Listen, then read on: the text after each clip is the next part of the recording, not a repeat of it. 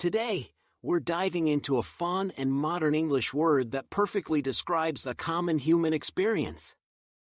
Have you ever felt so hungry that you start to become a little irritable or even angry? Well, there's a word for that, hangry. It's a blend of hungry and angry, and it's been used more and more in everyday conversation.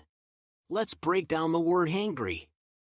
It's a portmanteau, that's a linguistic blend of two words, in this case, hungry and angry. This word cleverly captures that feeling when you're so hungry that it actually affects your mood and emotions. Now, hangry is a relatively new term, but it's gained a lot of popularity in recent years. It's even been added to some dictionaries. But, where did hangry come from? While we can't pinpoint the exact origin, it's clear that it's a product of internet culture and social media. It's one of those words that just seemed to catch on because it described something so relatable.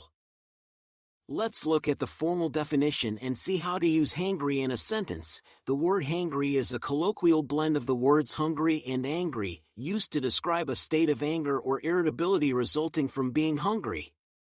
Here are some examples. She was so hangry that she couldn't decide whether to yell or eat a sandwich first.